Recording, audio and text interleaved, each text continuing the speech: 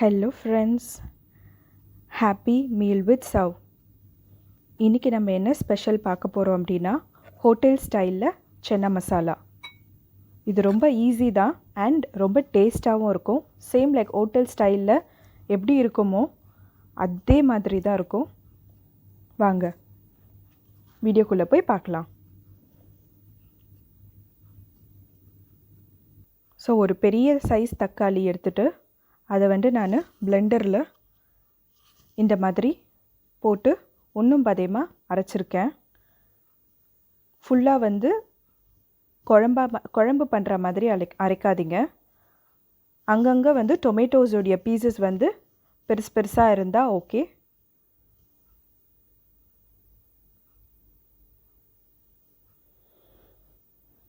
And இதே சைஸுக்கு வெங்காயமும் எடுத்து பொடி பண்ணி வச்சுக்கோங்க. ஒரு பேன் எடுத்துகிட்டு அந்த பேனில் 3 டேபிள் ஸ்பூன் அளவுக்கு நெய் ஊற்றிக்கோங்க.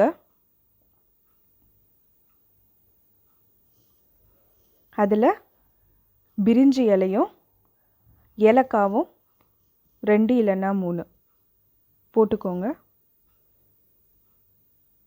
அண்ட் பேன் நல்லா மீடியம் அளவுக்கு சூடான உடனே இதை போட்டு ஃப்ரை பண்ணிக்கோங்க நல்லா கீயில்.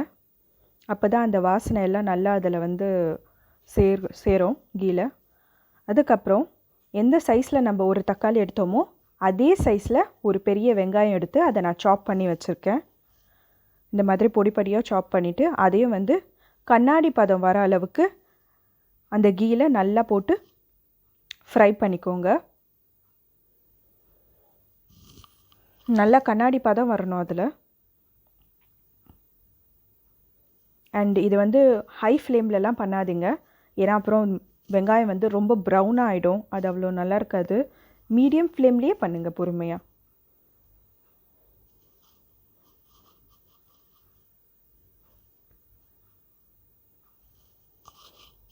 அதுக்கப்புறம் 1 டேபிள் ஸ்பூன் அளவுக்கு ஜிஞ்சர் பேஸ்ட் அண்ட் இன்னொரு டேபிள் ஸ்பூன் அளவுக்கு கார்லிக் பேஸ்ட், இது ரெண்டுத்தையும் ஆட் பண்ணிவிட்டு அதையும் பச்சை வாசனை போகிற அளவுக்கு, ரா ஸ்மெல் போகிற அளவுக்கு நல்லா ஃப்ரை பண்ணிக்கோங்க.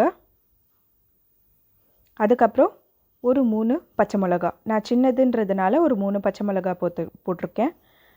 நீங்கள் உங்களுக்கு எத்தனை வேணுமோ உங்கள் காரத்துக்கு ஏற்ற மாதிரி போட்டுக்கோங்க. அதையும் நல்லா பச்சை வாசனை போகிற அளவுக்கு ஃப்ரை பண்ணிக்கோங்க.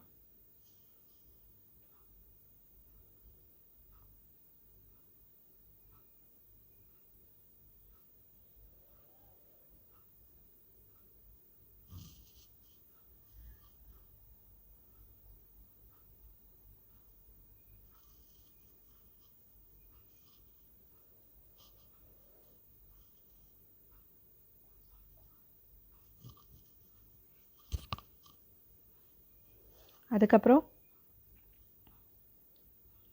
நம்ம அந்த லைட்டாக அரைச்சி வச்சுருந்தோம் இல்லையா தக்காளி, அதையும் இதில் சேர்த்து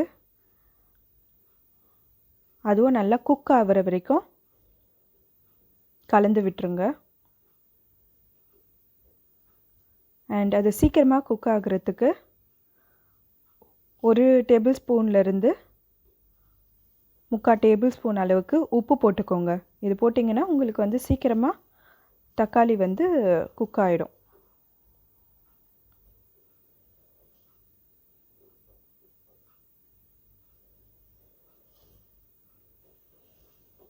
அதுக்கப்புறம் ஒரு 1/2 டேபிள் ஸ்பூன் அளவுக்கு மஞ்சள் தூள்,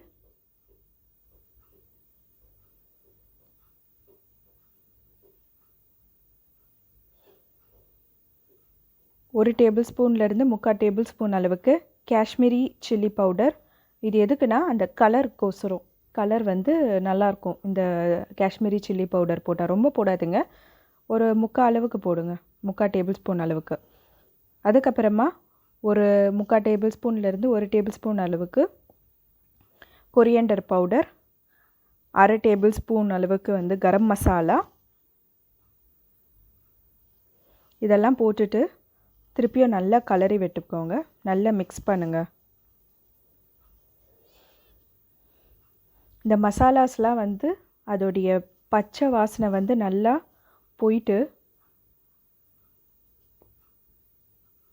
பிறகு அதுக்கப்புறம் 1 டேபிள் ஸ்பூன் அளவுக்கு சன்னா மசாலா. நான் வந்து ஈஸ்டர்ன் சன்னா மசாலா யூஸ் பண்ணியிருக்கேன். நீங்கள் உங்களுக்கு ஏற்ற மாதிரி என்ன சன்னா மசாலா வேணுமோ அதை யூஸ் பண்ணிக்கோங்க.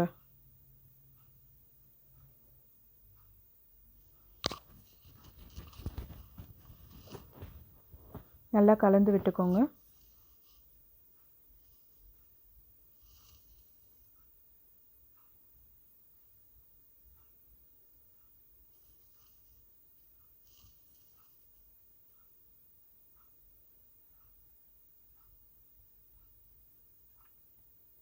அதுக்கப்புறம் ஒரு 1.5 டேபிள் ஸ்பூன்லேருந்து 2 டேபிள் ஸ்பூன் வரைக்கும் கெட்டியான தயிர் அதை வந்து இந்த கிரேவியோடு சேர்த்து கலந்துருங்க நல்லா.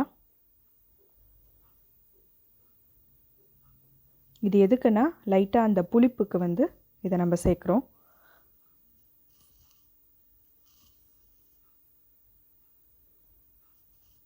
அதை நல்லா கலந்துருங்க.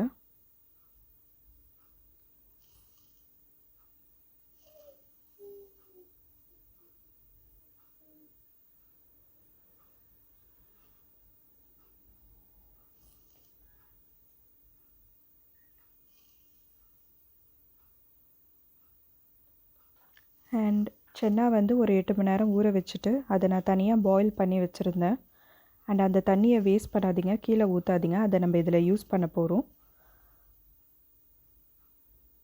1 கப் அளவுக்கு அந்த தண்ணி எடுத்து வச்சுக்கோங்க தனியாக. சென்னா ஊற வச்ச தண்ணியை அதை நான் இப்போ இந்த 1 கப் அளவுக்கு எடுத்து இந்த கிரேவியில் ஆட் பண்ணிடுறேன்.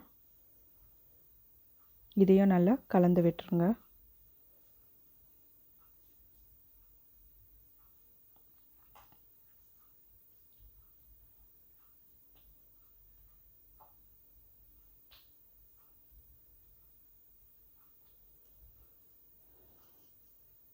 இந்த தண்ணி ஊற்றிட்டு ஒரு கொதி வர வரைக்கும் கொஞ்ச நேரம் வெயிட் பண்ணலாம்.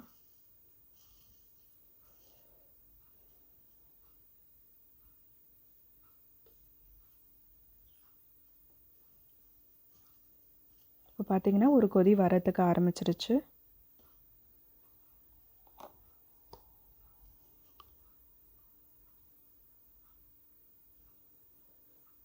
இதுக்கப்புறம் பார்த்தீங்கன்னா ஒரு 10 சென்னா தனியாக ஒரு பவுலில் எடுத்து வச்சுட்டு மீதி இருக்கிற எல்லா சென்னாவையும் இந்த கிரேவியில் ஆட் பண்ணிக்கலாம். 10 சென்னா தனியாக எடுத்து வச்சுக்கோங்க. அது நான் எதுக்குன்னு சொல்கிறேன். மீதி சென்னாவை இந்த கிரேவியில் ஆட் பண்ணிக்கோங்க.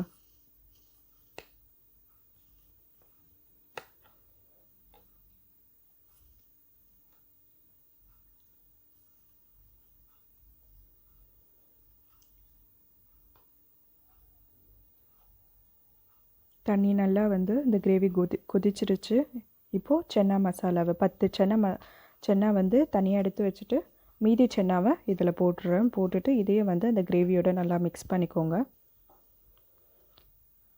அண்ட் அந்த 10 சென்னா எதுக்கு நான் தனியாக எடுத்து வைக்க சொன்னேன்னா, அது தண்ணி இல்லாமல் மிக்சியில் நல்லா போட்டு அரைச்சிடுங்க. பவுடர் மாதிரி ஆகிடும். அந்த சென்னா வேக வச்ச சென்னாவை தண்ணி இல்லாமல் அரைச்சிங்கன்னா அது ஒரு மாதிரி திக்காக பவுடர் மாதிரி ஆகிடும். அந்த சென்னாவை வந்து நம்ம இதில் வந்து அடுத்து நம்ம சேர்க்க போகிறோம். எதுக்குன்னு பார்த்தீங்கன்னா அந்த சென்னாவோடைய டேஸ்ட்டும் வரும், ப்ளஸ் இந்த குழம்பு வந்து இன்னும் நல்லா திக்காக இருக்கும்.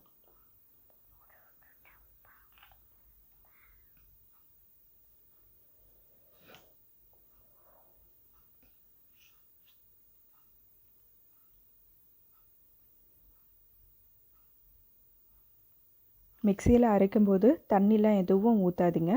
வெறும் சென்னா மட்டும் போட்டுட்டு அப்படியே ஒரு 2 வாட்டி நல்லா அரைச்சிக்கோங்க.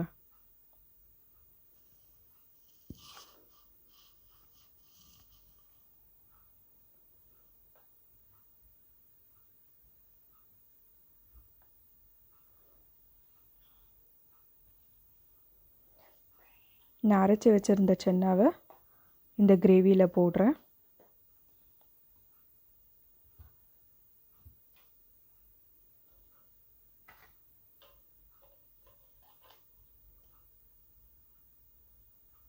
பாயில் பண்ண சன்னாவை தான் நான் இதில் அரைச்சி போடுறேன். இதை கலந்துட்டு ஒரு 2 மினிட்ஸ் கழித்து பார்த்தீங்கன்னா குழம்பு நல்லா திக்காக இருக்கும்.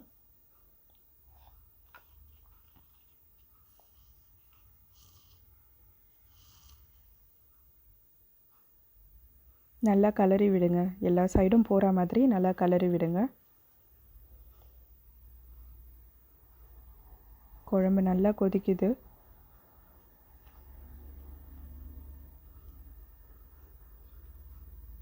இதுக்கப்புறம் ஒரு டேபிள் ஸ்பூன் அளவுக்கு brown sugar or white sugar add பண்ணிக்கோங்க. அதில் எதுக்குன்னா அந்த ஒரு ஸ்வீட்னஸ் வந்து கிடைக்கிறதுக்கோசரம்.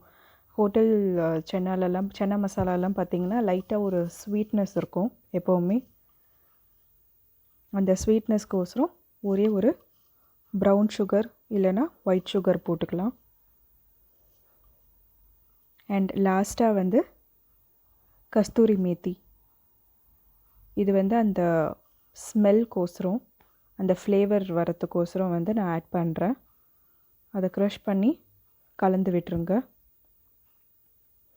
அப்படி உங்கள்கிட்ட கஸ்தூரி மேத்தி இல்லைன்னா கூட கொத்தமல்லி போட்டு நீங்கள் ஸ்டவ்வை ஆஃப் பண்ணிடலாம்.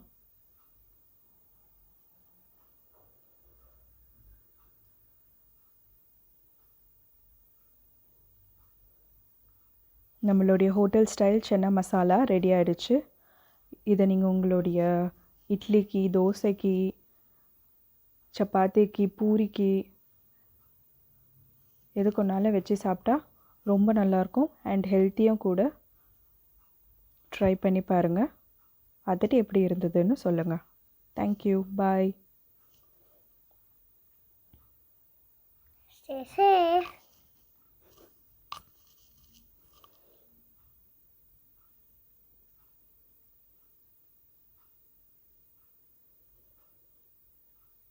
நீதான்